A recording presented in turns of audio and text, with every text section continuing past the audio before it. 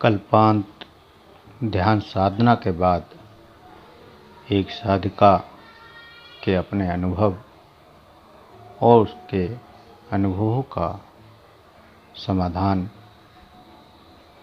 आज आप सुनने जा रहे हैं। तो आइए शुरू करते हैं। गहरा एहसास है, बहुत गहरा एहसास है नारायण का। उनकी छवि ही ऐसी है कि कोई उनको देखे शायद वो खड़ा भी ना हो पाया। उनकी रोशनी, उनका तेज, उनका मिठास, उनका प्रेम, उनकी करुणा इतनी गहरी है कि कोई वहां से छोड़कर उनको कभी ना जाए।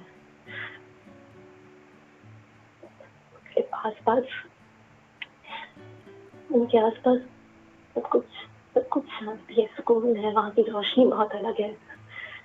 ऐसी दिव्य रोशनी है वो, ऐसे दिव्य हैं, इसका बयान नहीं किया जा सकता।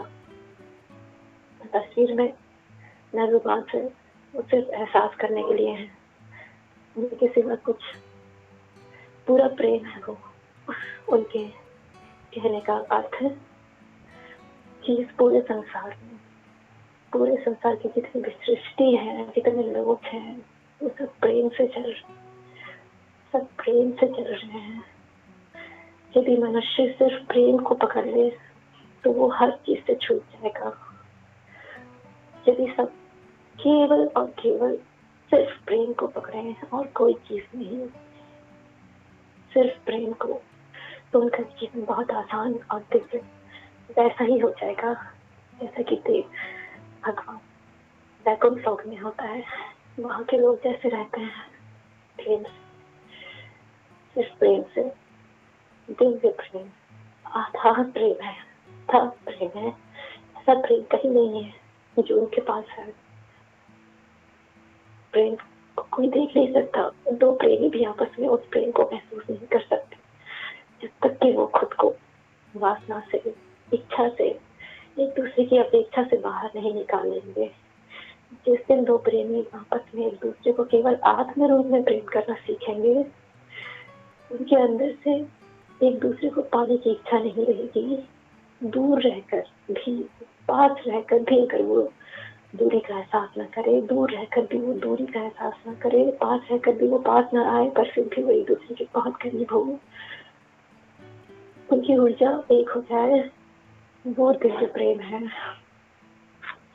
और ये प्रेम त्याग और तपस्या से मिलता है। प्रेम सबको हो जरूर जाता है, लेकिन वो उसकी माया की उलझनों में उलझ कर बर्बाद हो जाता है। वो प्रेम को नहीं पकड़ते, दूसरी चीजों को पकड़कर प्रेम को नष्ट कर देते हैं।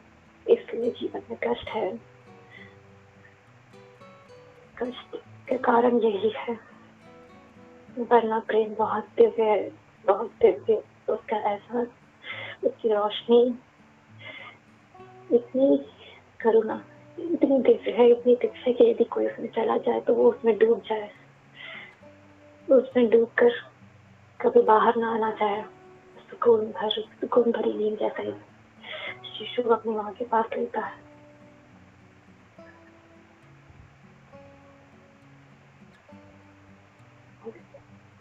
गहरा सुकून।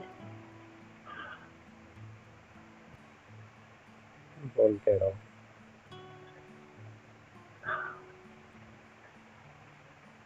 उनके लिए जो मेरे अंदर है वो मोह नहीं था।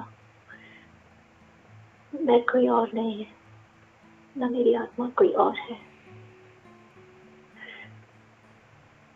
सबकी आत्मा, उनकी आत्मा एक ही है। बस तब तक दूरी है जब तक उसके बीच में पड़े हुए मोह, इच्छाएं,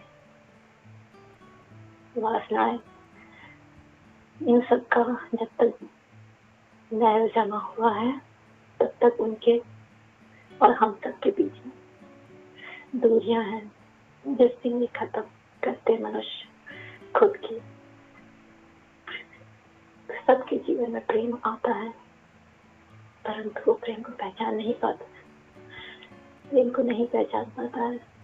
वो केवल उस माया में उलझ कर उसी के के हिसाब से प्रेम को जीता है, प्रेम के हिसाब से जीवन को नहीं जीता है।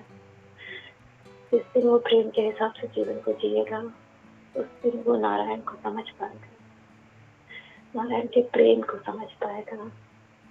उनके हृदय में इतना प्रेम है, इतना प्रेम है कि हम कभी किसी से इतना प्रेम नहीं कर सकते जितना वो हमसे प्रेम करते हैं।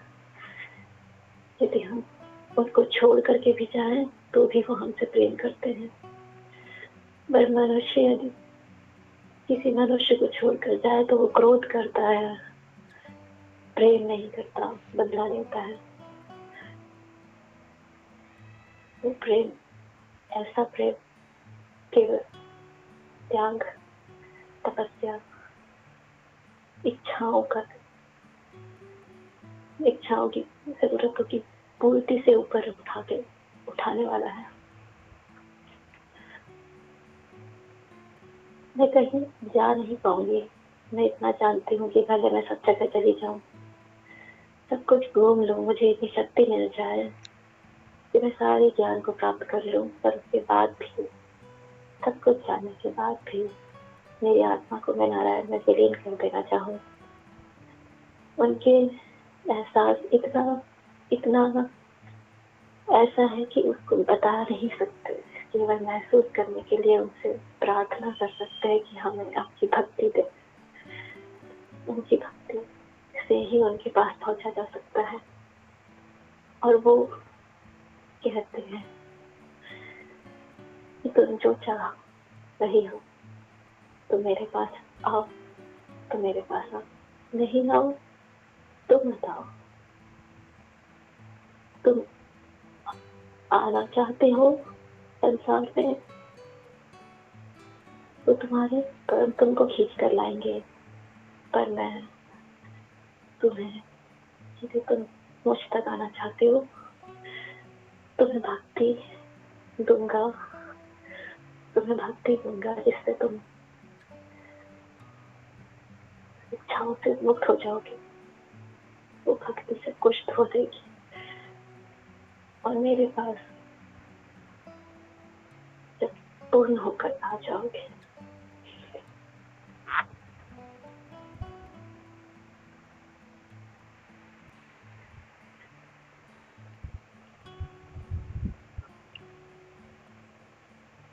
बहुत प्रेम नारायण के पास।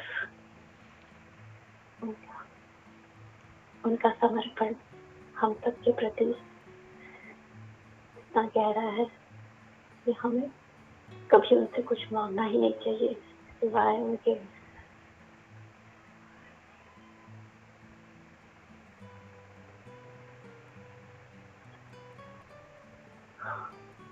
मैं अभी तक उनके एहसास से बाहर नहीं आ सकती और ना आने की इच्छा होती है। मैं वही चीज आज फिर फील की जो मैंने 13 साल की उम्र में फील किया था उनको। और वो नाराज हो गए थे एक बार मेरे से। मैं अपने मन की भावनाओं को कभी किसी को नहीं कहना चाहिए, कभी किसी को बताना नहीं चाहिए। मैंने अपने एक फ्रेंड को बता दिया था, उसने मुझसे बहुत पूछा, उसके बाद वो नाराज हो गए थे। मैंने अपने अनुभव किसी को नहीं बताने हैं और तब मैं बहुत अकेली हो गई थी। मैं बहुत रोई थी, समझ नहीं आता था कि मैं क्या करूंगी इस दुनिया में। मैं बिना नारायण के साथ के कुछ भी नहीं कर सकती थी। मैं काफी सालों तक तड़पी थी। बहुत प्रार्थना करने के बाद वो वापस आए थे, मुझे फिर से अनुभव कराया, ज्ञान दिया था, मुझे आत्मा का ज्ञान जो आज फिर से मिला। फिर से जो मैंने उनको देखा, फिर से जो महसूस किया है, जो मैं उस वक्त महसूस की थी, तो मेरे शरीर के सारे बाल खड़े हो गए थे। मैं अपने अंदर उनको फील कर रही थी, मुझे धो दिया था उन्होंने।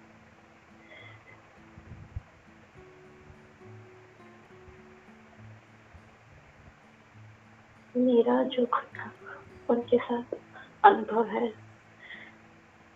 वो यही है। और मैं आज यही पाई कि कहीं भी चली जाऊं सब कुछ प्राप्त कर लूं, नारायण खुद मुझे भेज दे, तुम जाकर सब कुछ देख लो। पर मेरी आत्मा सुकून नहीं पाती है, वो किन्हें मिल जाएगी अंत में।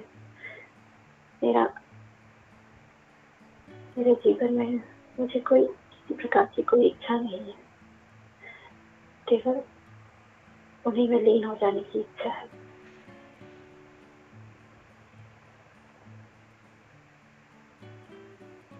परम शांति, परम आनंद हर जगह केवल वही है। शेषनाग को मेरे साथ पूछा था कि मैं जहाँ जाना चाहती हूँ मुझे ले जाएं, मेरे साथ रहें, जो जो देखना चाहती हूँ दिखा दें, अनुभव करा दें। वास्तविक स्वरूप एक आत्मा का, परमात्मा का एक ही है। शरीर का कोई स्वरूप नहीं है।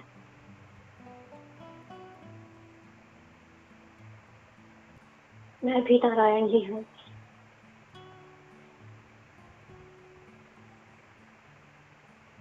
वो भी नारायण ही है।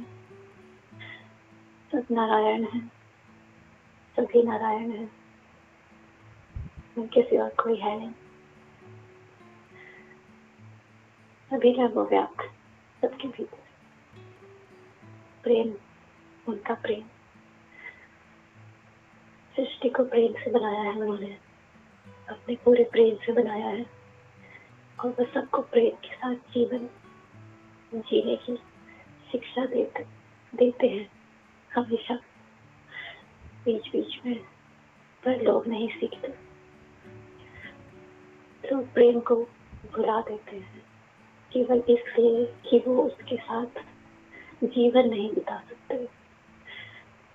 पर प्रेम को अपने भीतर रख कर जिया जाता है, उससे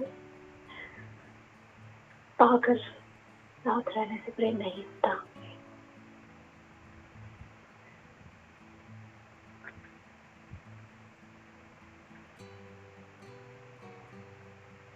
बोलते रहो।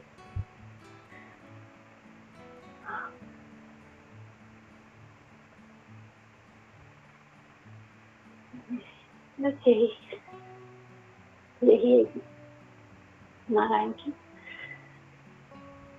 की सृष्टि है, यही नारायण की सृष्टि है, जिसे उन्होंने प्रेम से बनाया है, ताकि आत्माएं यहाँ प्रेम को पकड़े, केवल प्रेम को पकड़े और उस प्रेम के सहारे यहाँ से बाहर आए। केवल प्रेम, बाकी सब कुछ हो। जब नारायण के दर्शन आपने करे उस समय क्या हुआ?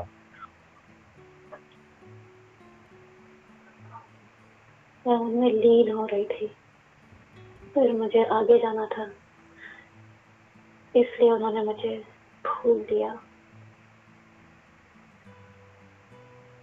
वहां पर मैं उनके साथ उस परमात्मा में लीन हो रही थी। वो जो फूल दिया उसका क्या हुआ, क्या एहसास हुआ फूल से? उसके बाद मेरा स्वरूप चेंज हो गया। मेरे दिल में वो हमेशा से है, वो एहसास उनका और बढ़ गया, और मेरा स्वरूप बदल गया, और मेरे वस्त्र,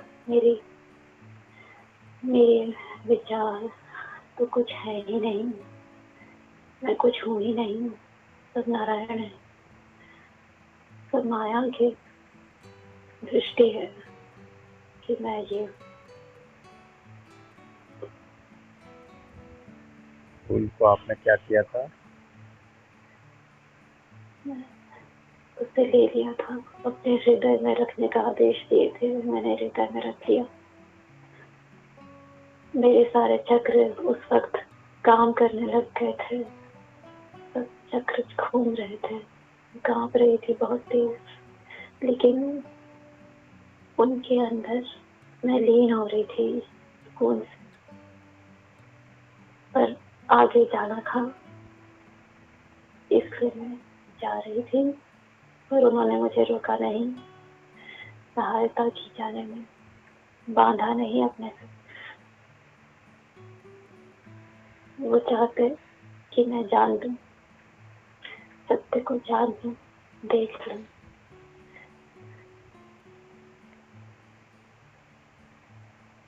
फिर आगे आगे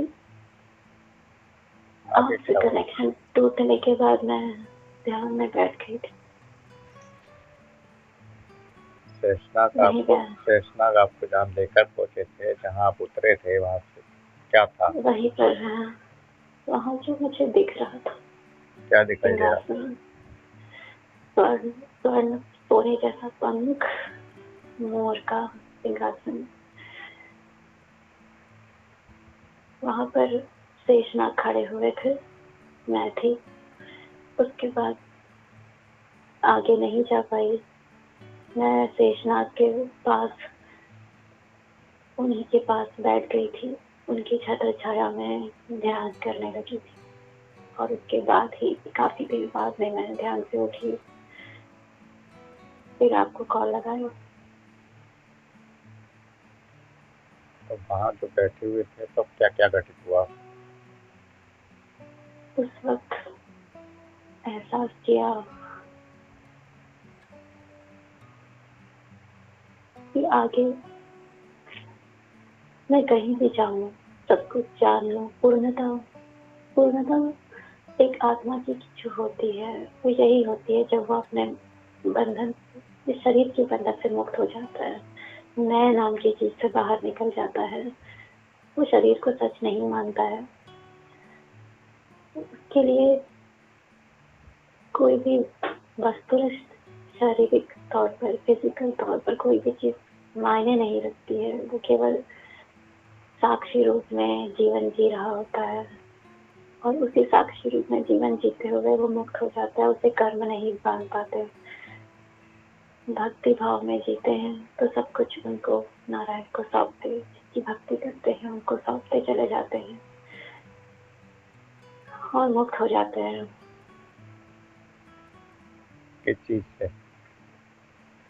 बंधनों से मुक्त हो जाते हैं, क्योंकि वो समर्पित रूप में काम कर रहे होते हैं। वो खुद होते ही नहीं है, वो स्वयं भी खुद को स्वयं नहीं मानते हैं, स्वयं भी वो नारायण हो जाते हैं। तो वो सारे कर्म नारायण अपने स्वयं के ऊपर ले लेते हैं, वो उनका कोई कर्म ही नहीं रह जाता। और यही है इनका अनुभव, मेरा अनुभव। जीवन की आपकी ये पहली यात्रा थी ऐसी? मेरे अंदर सब फिर से नयापन आ गया है, वही दिव्यता का, नारायण की रोशनी मेरे भीतर समा गई। दिव्यता तो आपको उसी पल हासिल हो गई थी जिस समय कमल को मैंने हृदय में समर्पित करवाया था। दिव्यता तो उसी क्षण आपके अंदर समा चुकी थी, क्योंकि वो कमल केवल और केवल आपके लिए था। वो प्रसाद नारायण का केवल और केवल आपके लिए था।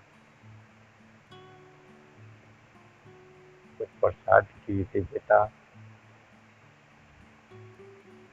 से आपके अंदर ये भाव जागृत हुए हैं जो आपने अभी बयां किए हैं। भाव के रूप में ही वो कमल आपको उन्होंने दिया था। आपने जब उनसे आशीर्वाद मांगा तो उन्होंने आपको कमल दे दिया,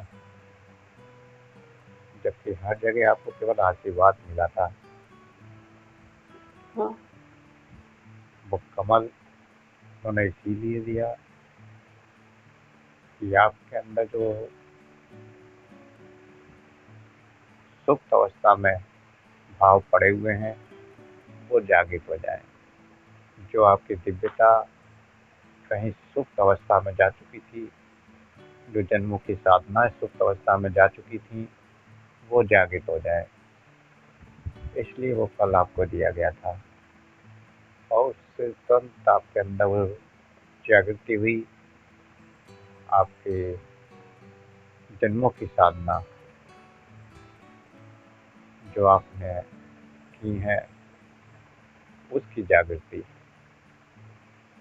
और उसकी जागृति से ही जो भी भाव आपने बोले हैं वो भाव उसकी जागृति का फल है।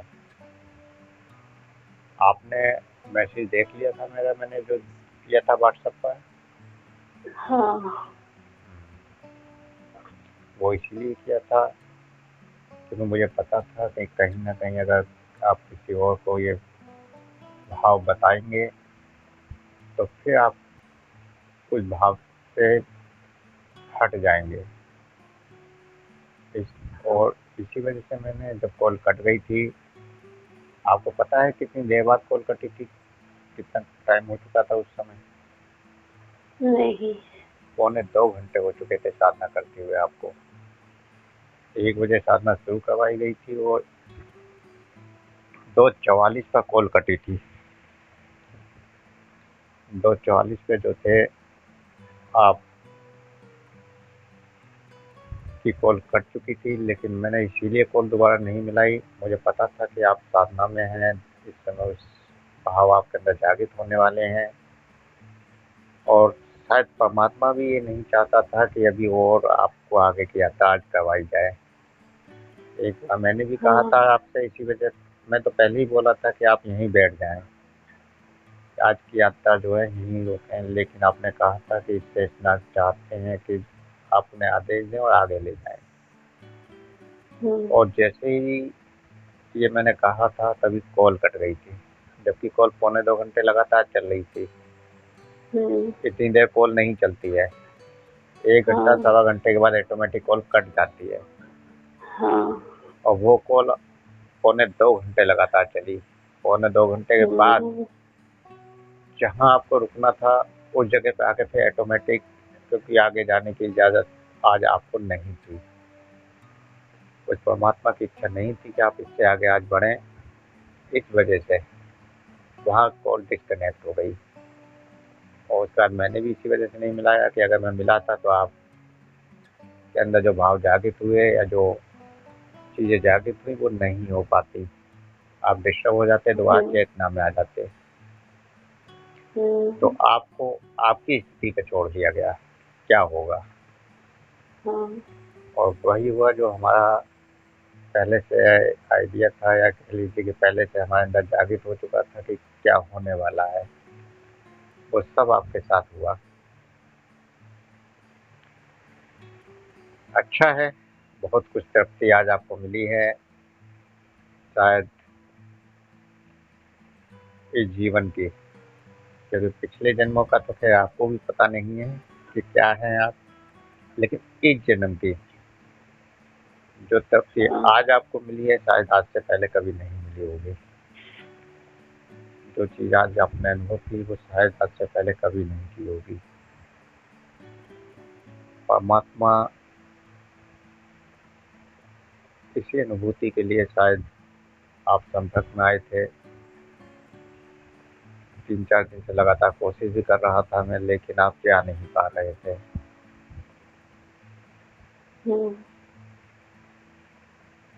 लेकिन कौन कब किस रास्ते से अंदर प्रवेश करेगा ये कोई नहीं जानता, और अंदर जाकर क्या मिलेगा ये भी कोई नहीं जानता है। हर व्यक्ति को अलग अलग सब कुछ मिलता है, उसकी भावनाएं, उसके संस्कार, उसकी मान्यताएं, उसके जन्मों की साधनाएं, ये सब डिपेंड करती हैं कि उसको क्या मिलेगा। और जब आदमी अंदर जाता है तब उसे रास्ता दिखाया जाता है कि अब क्या करना है, यहाँ क्या करना है, यहाँ क्या कहाँ जाना है, क्योंकि उस समय सब कुछ क्लियर होता चला जाता है, रास्ता बनता चला जाता है और हम रास्ता दिखाते चले जाते हैं। 2-3 दिन से आपने बहुत कोशिश की, लेकिन कोशिश करने के बावजूद भी कुछ नहीं हुआ। बहुत सारी कल्पनाएं आपके अंदर थी कि ऐसा होता होगा, ये होगा, क्या मैं ऐसे जाऊं, मैं जा नहीं पा रही हूँ। बहुत सारी कल्पनाएं थी। बहुत कल आपने पूछा भी था कई बार कि आप बताएं क्या होगा, क्या मिलेगा। तब भी मैंने मना किया था, मैं जो मिलेगा वो आपको आपका अपना मिलेगा। हमें क्या अनुभव हुए या किसी और को क्या अनुभव हुए वो उसके लिए है, वो अनुभव आपके लिए नहीं हो सकते, क्योंकि आपको जो मिला है वो आपका था, आपकी जन्मों की साधनाएं थी। दूसरे को जो मिलेगा वो उसकी जन्मों की साधनाएं होंगी। उसने किसको पूजा है, किसको माना है, किसके प्रति वो समर्पित है, उसके ऊपर वो चीज़ें डिपेंड करती हैं। और लेकिन रास्ता कोई भी क्यों ना हो, मंजिल सबकी एक होती है। अध्यात्म में रास्ते अलग अलग होते हैं। किसी का रास्ता कहीं से होकर गुजरता है, किसी का कहीं से होकर गुजरता है, लेकिन अंत जो मंजिल है वो सबकी एक है। हर साधक अंत में उस परम शक्ति या परमात्मा को ही प्राप्त होता है, अगर सही रास्ते से जा रहा है, सही तरीके से जा रहा है। वरना सब कर्म कांड में उलझे हुए हैं, सत्यता का उन्हें पता ही नहीं है। अगर आप ध्यान की सत्यता किसी को बताएं तो वो कहेगा कि आपकी कल्पना होगी, आपको कुछ नहीं पता, बेकार की बात कर रहे हैं। तो इसीलिए कहा जाता है कि जो भी आपको अनुभव हुआ है वो केवल बताने वाला जो भी है, चाहे आप उसे गुरु कहें, मास्टर कहें, साथी कहें, कुछ भी कहें, कुछ भी नाम उसे दें, उससे फर्क नहीं पड़ता। केवल उसको ही वो बताया जाता है। उसे पता है कि आपको किस रास्ते से ले जा रहा है, उसे पता है आगे क्या होने वाला है, उसे पता है आगे क्या होगा। इसलिए उसके अलावा किसी और को कुछ भी बताना व्यर्थ हो जाता है। और जब हम ये बातें किसी को बताते हैं तो उस ऊर्जा से डिस्कनेक्ट हो जाते हैं। हाँ, ये मैंने पहले महसूस कर चुका। अपने पहला अनुभव जब मैंने अभी आपने जो बताया था, लेकिन उससे पहले मैं मैसेज कर चुका था इसी वजह से। मैं कहीं हो सकता है कि आप जागृत हों और जागृत होने के बाद आपके हस्बैंड या कोई आपके आसपास आ जाए और आप उनको ये बयां करने लगे, तो इस वजह से पहले ही मैसेज कर दिया था मैंने तुरंत। जैसे ही कॉल कटी थी, कॉल कटने के बाद तुरंत मैसेज कर दिया था उस समय। मैं अभी कहीं आप किसी और को ना बता दें। किया, आपने बता दिया। नहीं तो नॉर्मली सब वो पूछते ही कि साधना में क्या हुआ, क्या देखा। कई दिन से बोल रही थी कि मैं कुछ अनुभव नहीं कर पा रही, कहीं जा नहीं पा रही, सूक्ष्म शरीर से निकल नहीं पा रही।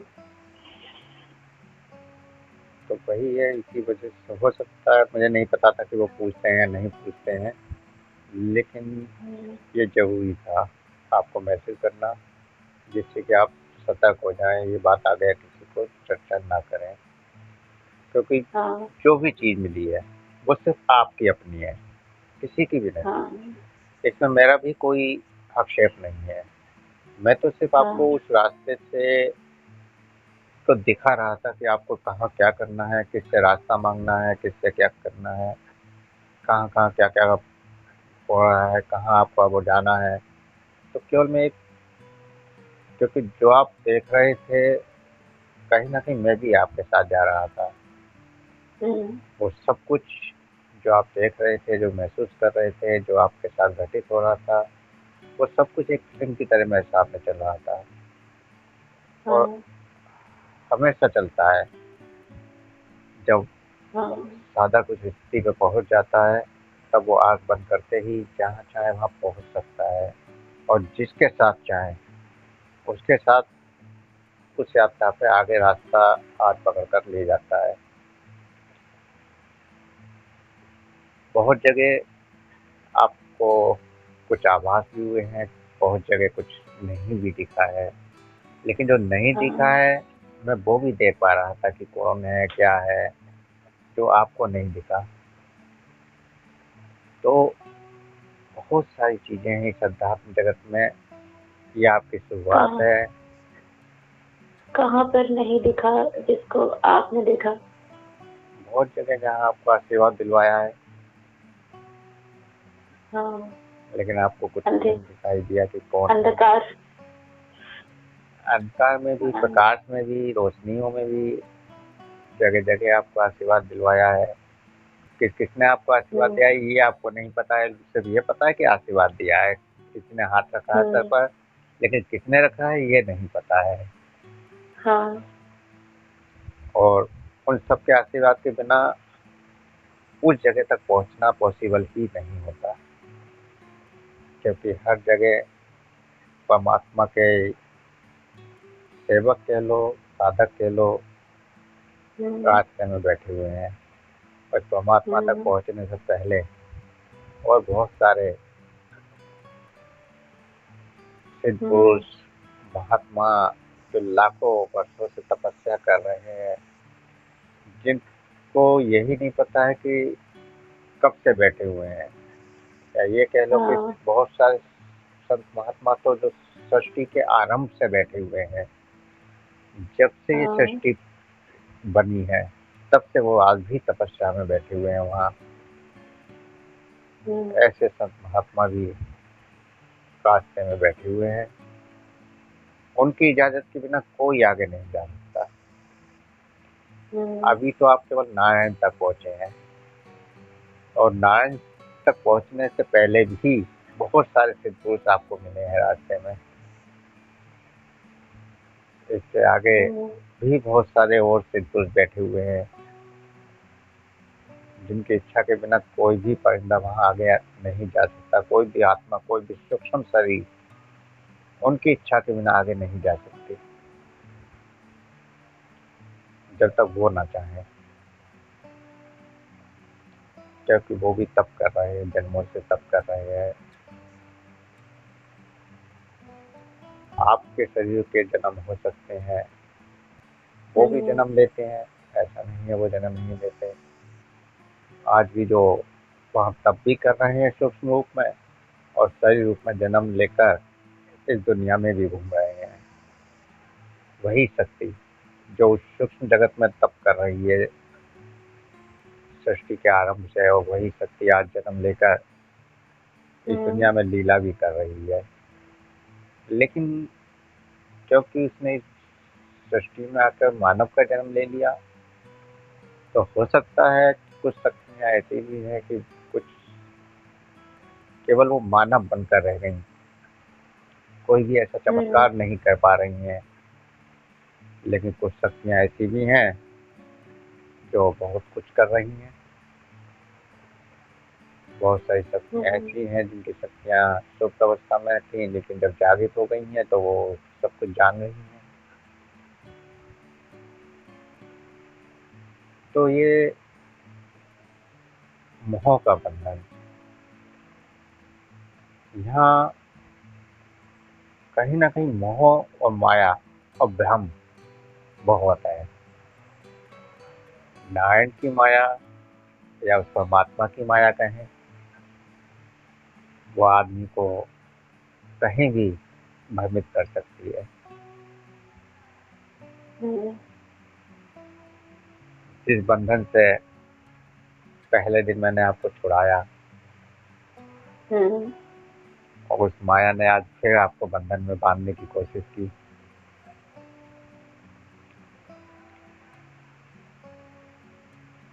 परमात्मा की माया है, परमात्मा कभी नहीं चाहता कि कोई उस तक पहुँचे। वो चाहता है कि वो हर मनुष्य इसी मोह माया में उलझा रहे, भवबंधन में बंधा रहे, बार बार जन्म लेता रहे। क्योंकि अगर मोह माया खत्म हो गई तो शायद मोक्ष प्राप्त हो जाएगा, वो फिर उस परमात्मा में लीन हो जाएगा, परमात्मा में मिल जाएगा। और अगर इससे से ज़्यादा साधक भाव पहुँचेंगे तो फिर ये सृष्टि रुक जाएगी, जो सृष्टि चल रही है, जो जन्म मरण का लगातार चक्र चल रहा है, ये रुक जाएगा, इसमें बाधा पड़ने लगेगी। लेकिन यह है कि जन्मों की साधनाओं के द्वारा अगर कोई सही रास्ता दिखाता रहता है तो उस परमात्मा तक पहुंचा जा सकता है। ये मोह माया काटने के लिए ही किसी गुरु की ज़रूरत होती है या किसी रास्ता दिखाने वाले मास्टर की ज़रूरत होती है। जैसे जब हम स्कूल में पढ़ने बैठते हैं तो शुरुआत में ABCD सिखाई जाती हैं या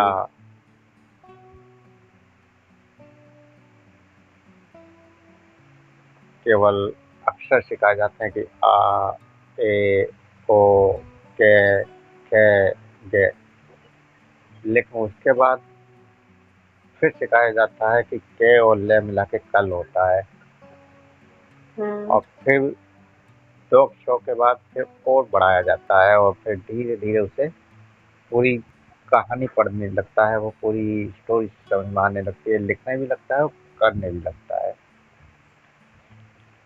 इसी तरह से रास्ते पर चलने के लिए, चलाने के लिए कहाँ पर क्या करना है, कहाँ क्या छोड़ना है, कहाँ क्या पकड़ना है, इसके लिए किसी न किसी की ज़रूरत होती है जो उस रास्ते को पार कर चुका हो। और वो जब तक नहीं मिलता है जब तक उस परमात्मा की इच्छा ना हो। कहीं न कहीं आपकी तीव्र इच्छा थी,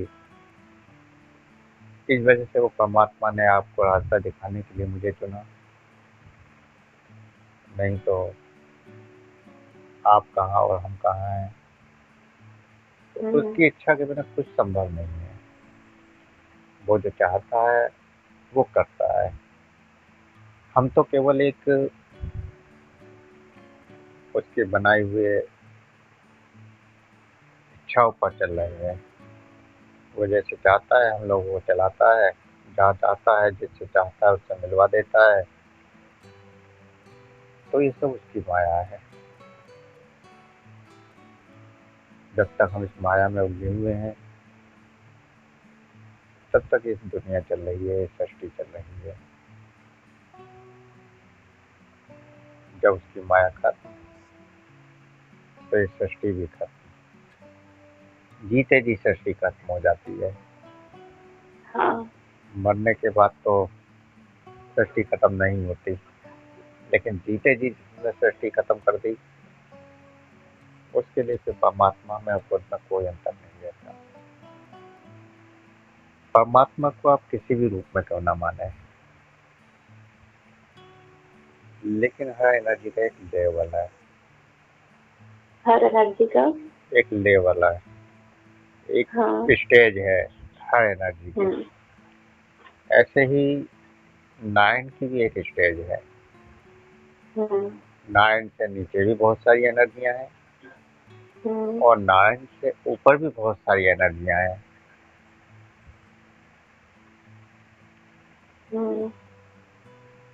और इसीलिए कहा जाता है कि जो व्यक्ति जिसको पूजता है उसी के गुण उसके अंदर आते हैं और उसी के लोक को वो पहुंच जाता है या उसी शक्ति को वो समर्पित हो जाता है। विष्णु को पूजने वाले विष्णु के रूप में, दुर्गा को पूजने वाले दुर्गा की शक्ति के रूप में। तो जो जिसको पूज रहा है वो उसी रूप में, उसी शक्ति को, वही शक्ति उसकी ओर आकर्षित हो जाती है। कभी कभी ऐसा भी तो होता है कि शक्ति खुद अपने भक्त को अपनी ओर आकर्षित कर लेती है। मेरे साथ तो ऐसा ही हुआ था। मैं तो किसी और डायरेक्शन में जा रही थी, उन्होंने अचानक से मुझे अपनी तरफ खींच लिया और मैं पूरी तरह से इस डायरेक्शन में आ गई। मेरी सोच, मेरा जो कॉन्फिडेंस लेवल था, मैं बहुत मतलब कभी किसी को कुछ बोल नहीं पाऊँ, इस तरह की लड़की थी।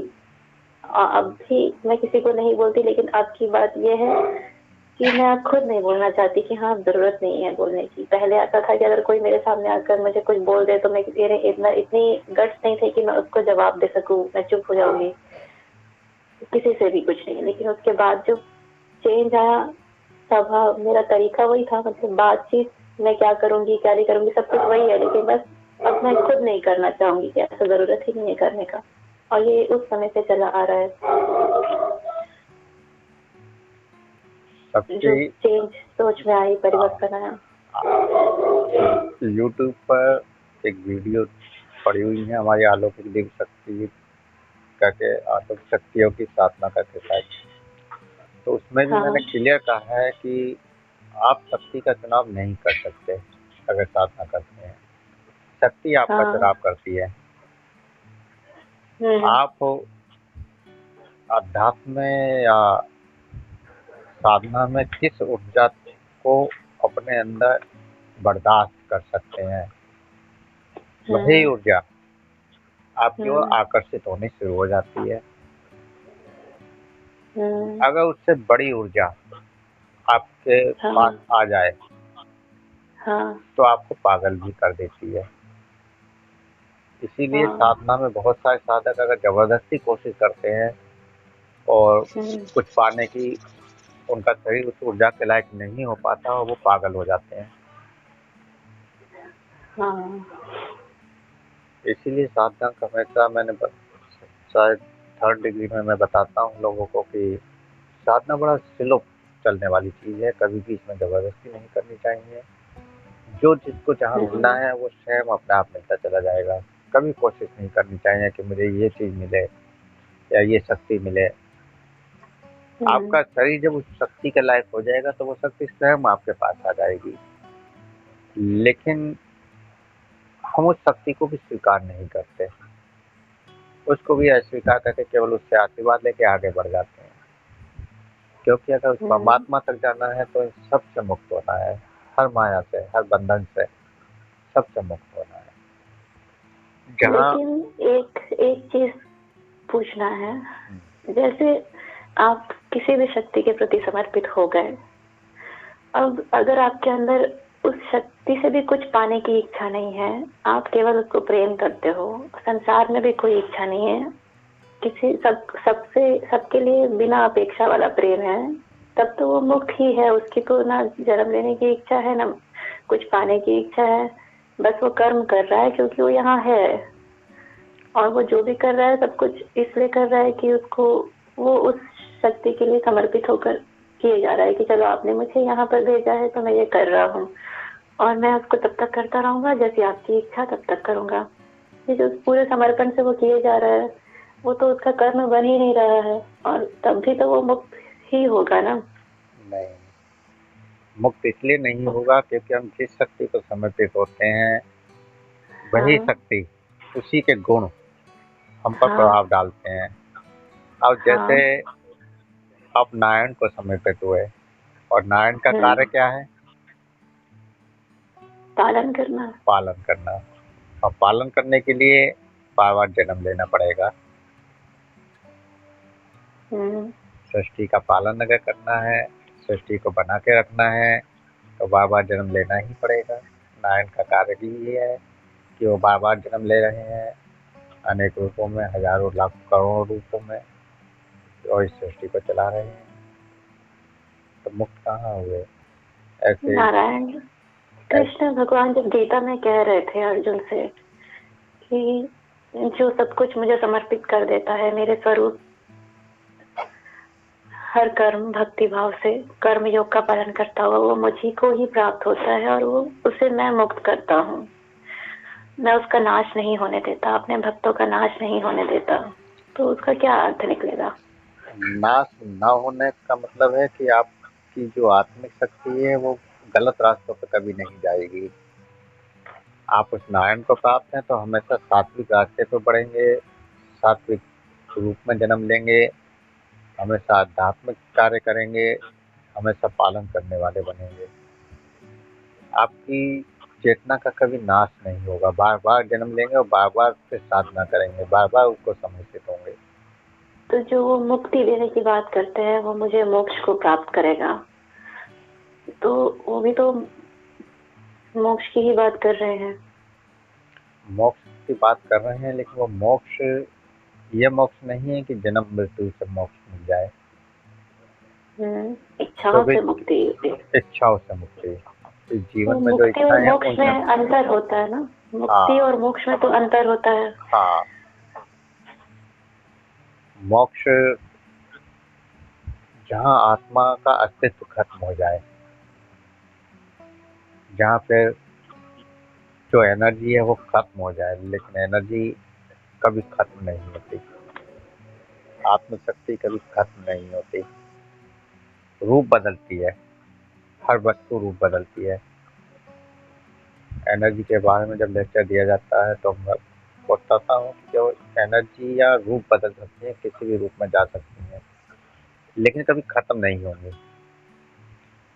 इसी प्रकार 84 लाख योनियां भी बताई हैं, एनर्जियाँ रूप बदल बदल कर नए नए रूपों में जाती हैं, लेकिन जो किसी दिव्य शक्ति को समर्पित है वो मनुष्य योनि में बार बार जन्म लेगा, वो किसी निष्कृष्ट योनियों में या इन 84 योनियों में नहीं भटकेगा। ये मोक्ष कह सकते हो आप, जो कृष्ण जी वाला मोक्ष है। ये हो सकता है कि उसको तुरंत तुरंत जल्दी जल्दी जन्म ना लेना पड़े, लेकिन कुछ नहीं नहीं विशेष नहीं, कार्य के लिए, विशेष कार्य उद्देश्य से आ सकता ऐसा है। ऐसा नहीं है।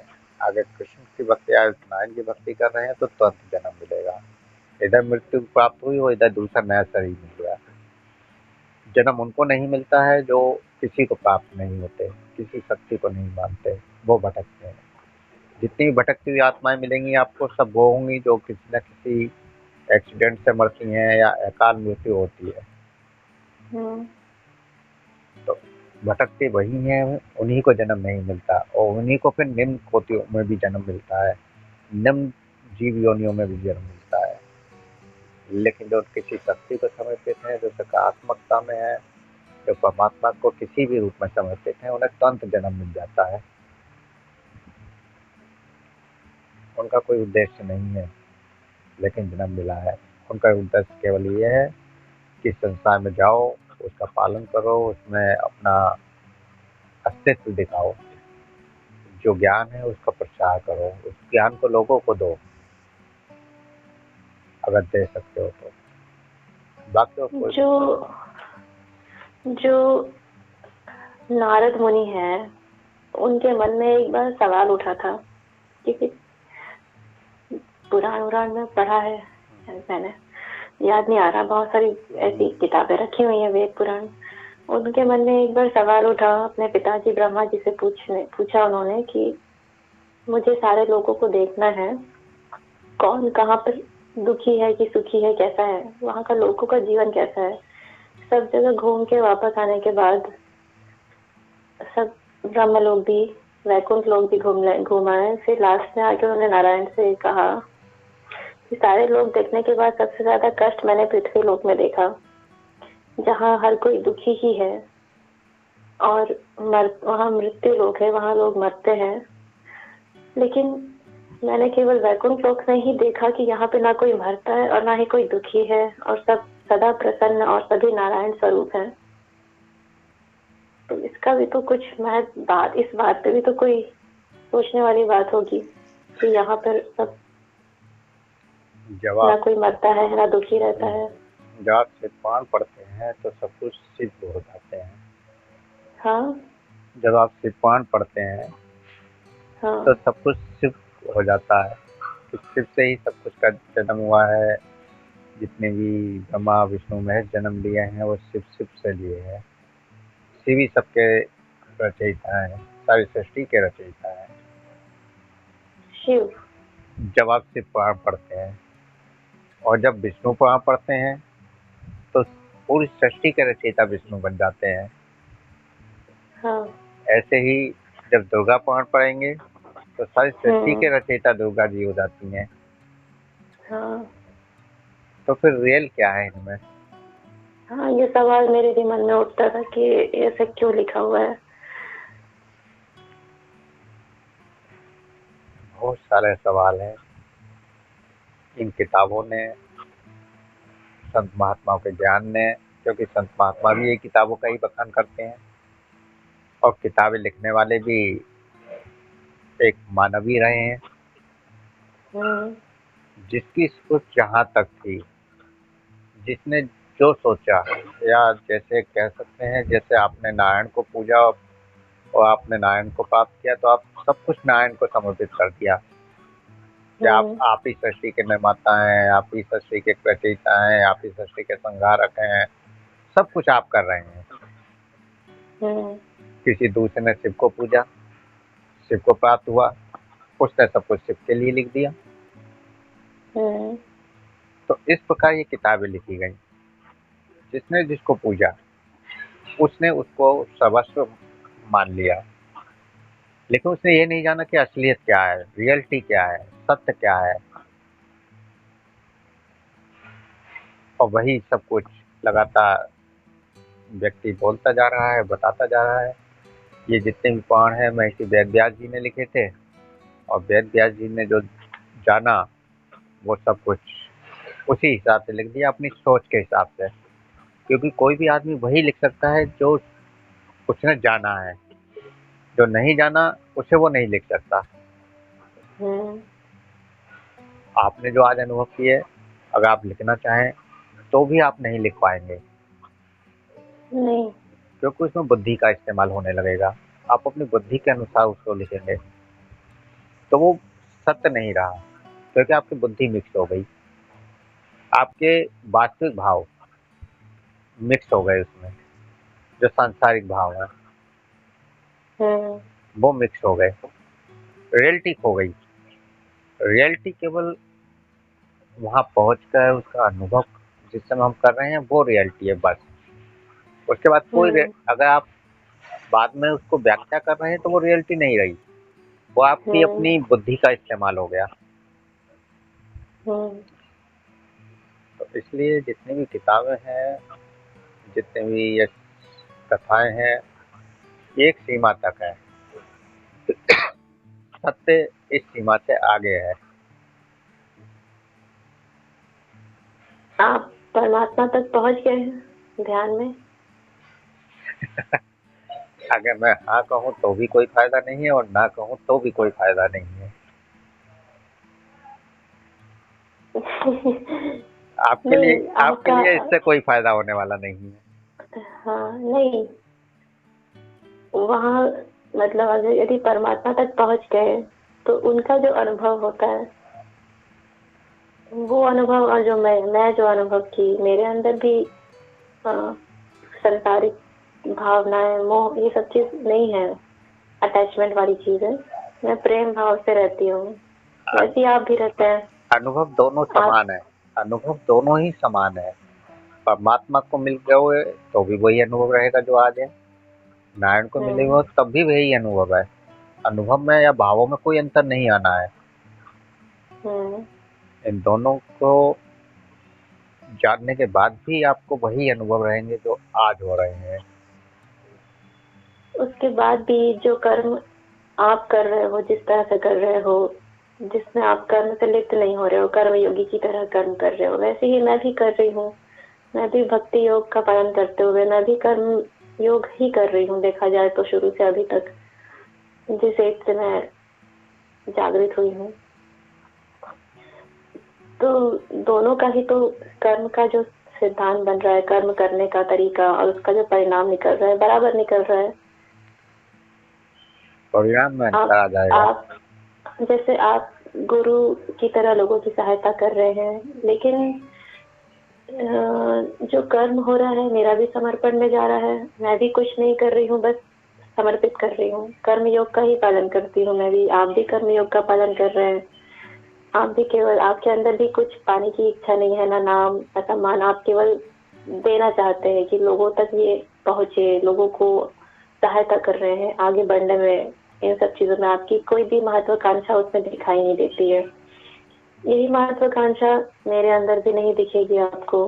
मैं आपको पता सामने कौन है, कोई डिफरेंशिएशन नहीं करते जैसे आप, वैसे ही मैं भी किसी में डिफरेंशिएशन नहीं करती। ऐसे सब नारायण है, आपके लिए भी सब परमात्मा है, तो इसमें क्या अंतर आ जाएगा? इसमें कोई अंतर नहीं आने आप वाला है।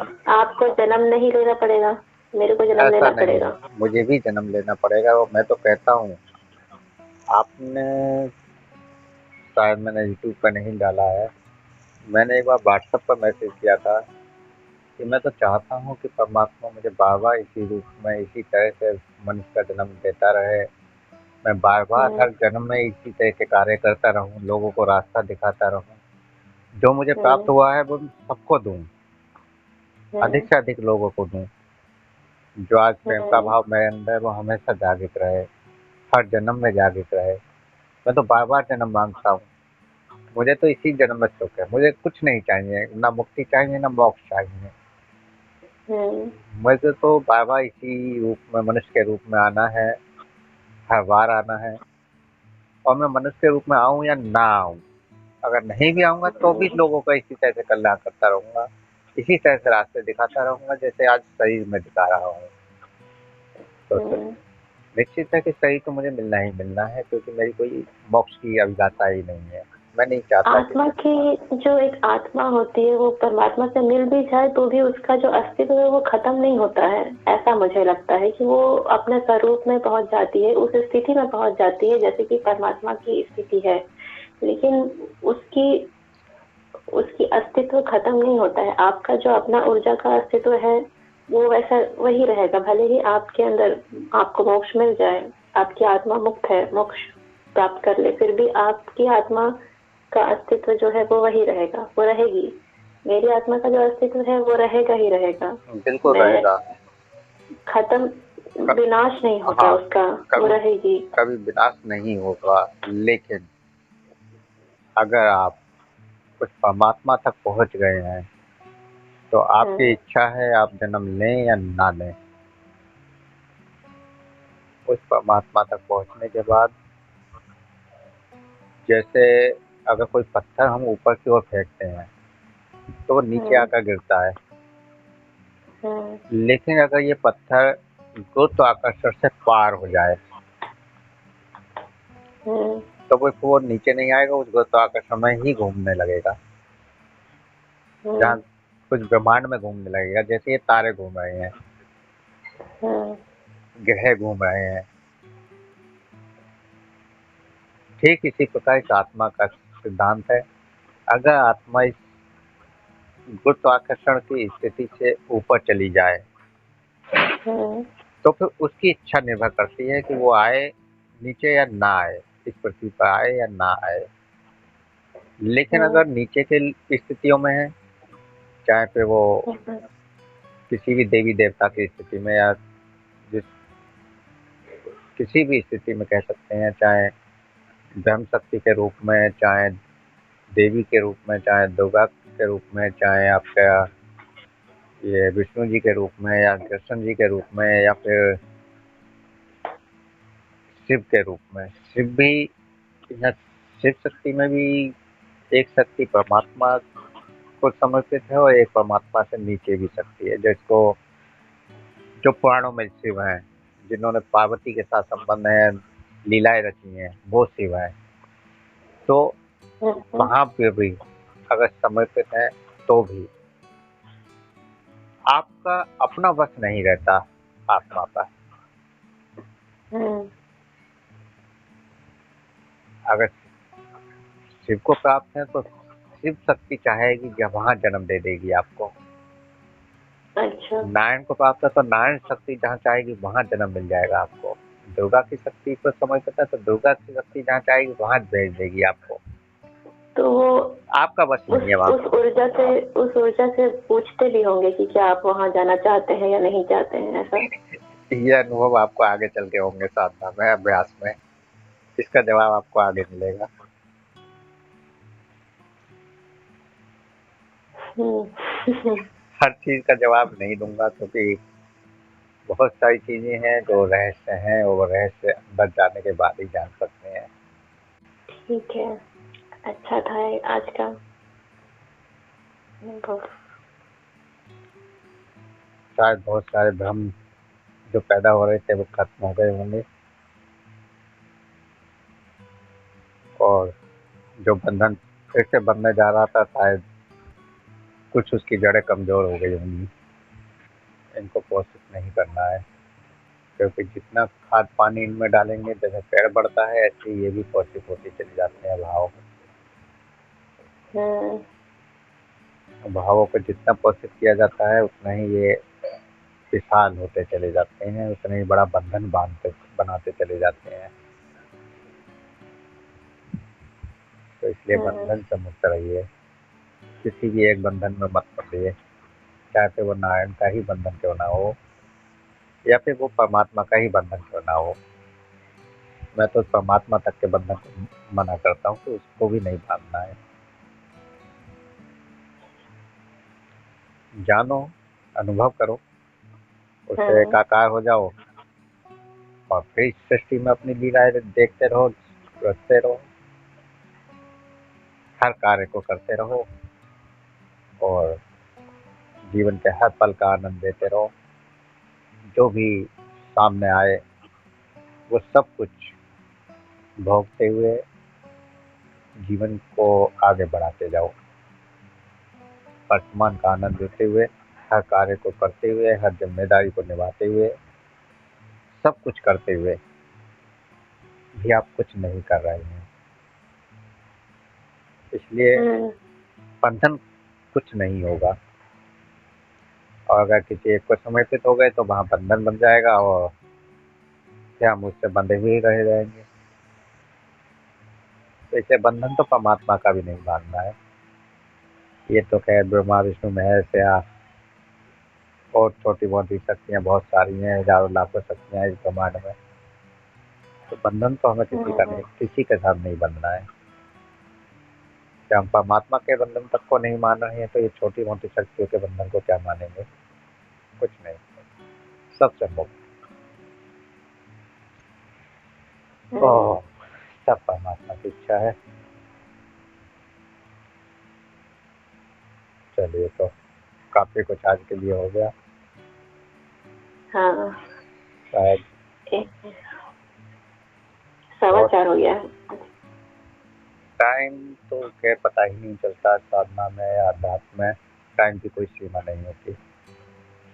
हाँ, ऐसा ही लग रहा था मेरे को कि बस 2 या कुछ बज रहा होगा। जब मैं आँख खोली तो फिर 3 बज रहा था। हाँ, मैंने साधकों को 5-5, 6-6 घंटे उस अवस्था में पहुंचाया है और रहे हैं साधक, और 5 घंटे 6 घंटे बाद भी वहाँ से वापस आने का मन नहीं होता है। और उस समय उससे पूछा जाता है कि कितना समय हुआ होगा, तो वो कहते हैं 10-20 मिनट हुए होंगे, भी थोड़ी देर वो रुक जाएगा। क्योंकि वो जगह ही ऐसी है, समय ये भौतिक जगत का समय खत्म हो जाता है। हाँ, इसीलिए आपने जैसे सुना भी होगा कि कोई राजा ब्रह्मा जी के पास पहुंचा अपनी पत्नी के लिए कि भाई कौन योग्य वर है। तो ब्रह्मा जी कहते हैं कि पृथ्वी पे जितने भी जो राजा तुमने सोच रखे थे वो तो सब खत्म हो चुके हैं, यहाँ तो सदियां बीत गई, आपको अब एक युग बीत गया था। हाँ, तो जब आप साधना में होते हैं तो कितने युग बीत गए, कितने कल्प खत्म हो गए, कितना समय खत्म हो गया, कोई पता नहीं है। आप कितने युग घूम के आए हैं इस समय, ये आपको भी पता नहीं होगा, या कितने लोक घूम के आए हैं ये भी आपको नहीं पता होगा। बहुत अद्भुत रहस्य हैं, इनको समझना इतना आसान नहीं है, लेकिन परमात्मा की इच्छा होती है तो धीरे धीरे समझ में आने लगते हैं। पहली बार आप अंदर गए थे तो अच्छा रहा, कम से कम अंदर जाने का रास्ता खुल गया आपका। अब आपको पता चल चुका है कि आप सूक्ष्म शरीर से भी यात्रा कर सकते हैं, सब कुछ देख सकते हैं, जान सकते हैं चेतन अवस्था में। लेकिन जो भी अनुभव हो वो किसी को बताना नहीं है, केवल आप मुझे बता सकते हैं, क्योंकि मैं आपको रास्ता दिखा रहा हूँ इसलिए। बाकी अब परमात्मा की इच्छा है, कहाँ तक वो आपको ले जाता है, क्या कराता है आपसे। न मेरी कोई इच्छा है, न परमात्मा आपकी कोई इच्छा चलेगी, क्योंकि वहाँ आपकी इच्छा है और हमारी इच्छाएं खत्म हो जाती हैं। वहाँ परमात्मा की इच्छा चल रही होती है, वो आपको रास्ता दिखा रहा होता है। मैं कभी नहीं कहा, देखो पूरी यात्रा में मैंने कभी नहीं कहा आपसे कि ये देखो, मैं ये कहता हूँ कि हम्म। जो दिखाई दे रहा है उसके पास जाओ। अब वो हम्म। दिखाने वाला वो परमात्मा है, हम्म। जो जो वो दिखाता जाता है उसके हिसाब से आगे बढ़ते चले जाते हैं हम। चलिए, बाकी काफ़ी कुछ आज हो चुका है, और ये वाली रिकॉर्डिंग भी मैंने की है आज, जो हम्म। सुना चल रही है। तो 1 घंटे का सेशन ये इसका यूट्यूब पे डालेंगे अच्छा। कि एक साधिका का या एक चर्चा, एक अध्यात्म पर चर्चा, ध्यान के बाद एक अध्यात्म पर चर्चा। तो इसमें अनुभव भी रहेगा क्या? अनुभव जो भी आपने शेयर किया है केवल उतना ही, लेकिन वो रियलिटी वाली चीज़ें नहीं है इसमें। अच्छा। जो कुछ आपने प्रेम के ऊपर बोला है, नारायण के ऊपर बोला है, हम्म। और उन बातों का पे जो समाधान मैंने किया है केवल वो है। वो अनुभव हम्म। नहीं होगा, क्योंकि अनुभव को तो कोई बयां कर ही नहीं सकता। वो अनुभव हाँ। तो केवल अनुभव करके ही जाना जा सकता है। हम्म। चलिए, ओम प्रणाम। राम।